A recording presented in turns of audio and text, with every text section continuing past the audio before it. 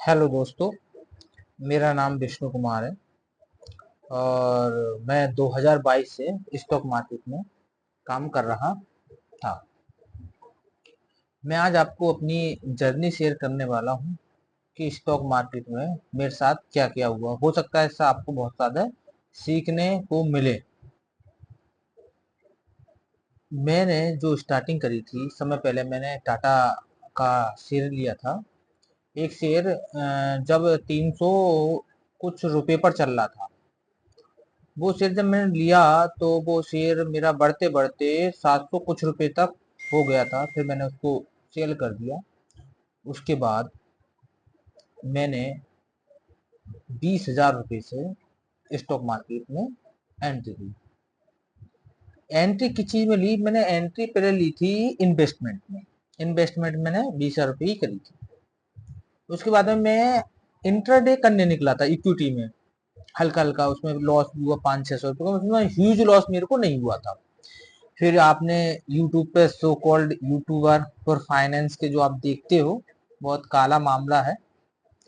इनकी मेरी वीडियो सामने आती थी, मैंने देखना चालू करा, तब मुझे पता चला वहां से कि एक ऑप्शन ट्रेडिंग भी होती है। मैंने वहां पे स्टार्टिंग करी। मुझे खूब याद है कि सर्दियों का समय था। मेरे को 20,000 रुपये मैंने लगाए थे और मेरे को विद इन 1 मिनट में 1100 रुपये का प्रॉफिट हुआ था। मैंने कहा ये तो बहुत अच्छी चीज है। मैंने उस समय, मेरे को नॉलेज नहीं ली थी, मैंने ऐसे ही काम कर रहा था मैं। कोई नहीं, वो मेरा विद इन 2 से 3 दिन में 20,000 रुपये डूब गया, पूरा चला गया। उसके बाद मैंने क्या किया, धीरे धीरे धीरे धीरे 20,000 रुपये जब लगाया तो एकदम पैसा मेरे पास था नहीं। तो उसके बाद मैंने अरेंजमेंट करा, कैसे भी करके धीरे मैंने फिर से खेलना चालू किया कि भाई निफ्टी 50 क्या है, सेंसेक्स क्या है, बैंक निफ्टी क्या है, इसमें मैंने इन्वेस्टमेंट चालू किया, खेला। उसके बाद क्या हुआ, धीरे धीरे धीरे धीरे वो मेरा ह्यूज लॉस होते चला गया। लॉस इतना हो गया कि मैं आपको बता नहीं सकता, बहुत ज्यादा लॉस हो चुका है।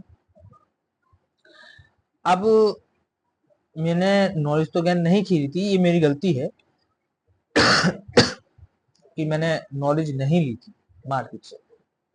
मैंने, मेरी फैमिली का बैकग्राउंड कोई भी आज तक इससे रिलेटेड नहीं है। मैं अपनी फैमिली का फर्स्ट व्यक्ति हूँ जो कि इस मार्केट में आया था। लोगों ने मुझसे मना कर रहा था कि ये मार्केट सही नहीं है, जुआ है, फिर भी मैं आया।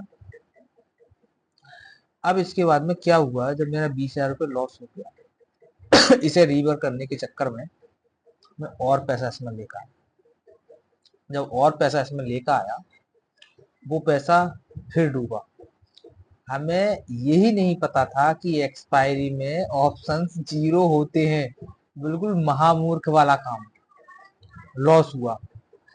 रिसेंटली में 2025 की शुरुआत में मेरे को अपने जीवन का सबसे बड़ा लॉस हुआ। लॉस कितना था? लमसम 1 लाख। जिसे कहते हैं, जब लॉस हुआ था, जिसे कहते हैं एक तरह से फ्रीज होना है। फ्रीज, दिमाग हाथ पैर बिल्कुल कोई काम नहीं करना। सेम, बिल्कुल सेम कंडीशन मेरे साथ में थी। और मेरे जीवन का सबसे बड़ा प्रॉफिट मात्र 30,000 का था। आया कहीं से, मेरे पास में 30,000 रुपये आए थे। 30,000 से मैंने 60,000 बनाया, मतलब 30,000 मेरा कैपिटल था, 30,000 बन रहा है, 60,000 हुआ। मैंने विद इन 30,000 से 3 दिन में 17,000 रुपये कमाया था। और चौथे दिन वो सारा वाइप आउट हो गया था।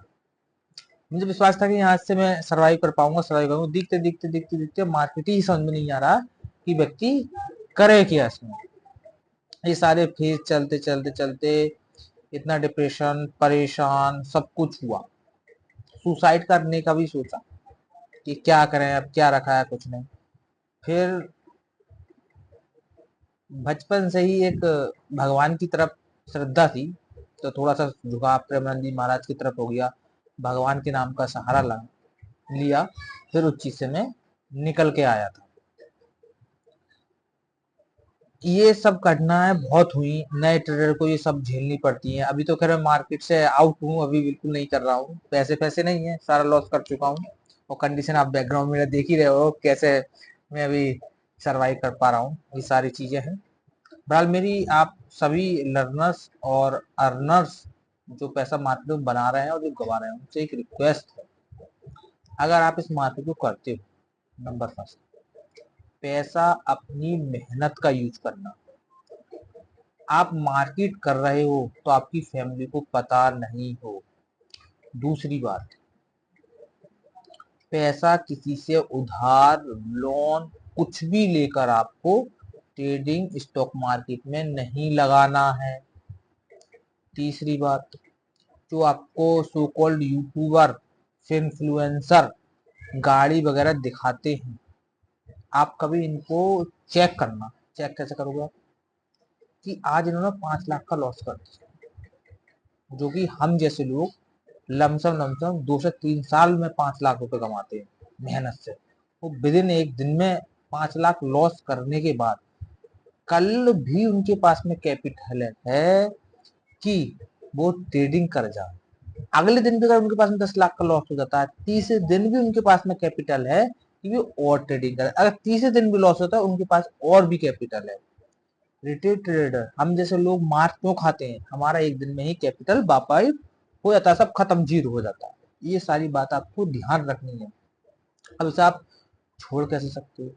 छोड़ने का एक ही तरीका है, व्यक्ति जब इसमें मेरे हिसाब से अगर 2-3 साल 3 साल दे देता है, तो मुझे लगता नहीं कि वो मार्केट को छोड़ पाए। क्योंकि जब आपने समय दिया है तो आपको कहीं कहीं एक अनुभव होने निकलता है, चार्ट समझ में नहीं आने निकलता है कि हाँ भाई कहाँ से प्राइस चढ़ने वाला है, कहाँ से नहीं। तो वो व्यक्ति मेरे को हिसाब से नहीं छोड़ता है मार्केट को, वो बना रहता है। तो मेरे हिसाब से कहीं ना कहीं बना भी रहना चाहिए। जब किसी व्यक्ति ने अपनी लाइफ का 3 साल उसको दिया है, तो थोड़ा रिस्क और रिवॉर्ड दोनों के हिसाब से उसमें मेरे हिसाब से काम करना चाहिए। तो 20-25 हजार रुपये की नौकरी आज हर जगह अवेलेबल नहीं है हर किसी व्यक्ति के लिए। कंडीशन बहुत गंभीर है और आने वाले समय में एम्प्लॉयमेंट भी बहुत कम हो रहा है, आप सबको पता ही है। अगर आप स्टॉक मार्केट में हो लगे हुए तो लगे रहो। मैंने यूट्यूब पे देखा था कि मार्क डगलस की बुक, मैंने उसमें एक शब्द पढ़ा था कि मार्केट को कोई व्यक्ति कभी पूरा नहीं सीख सकता।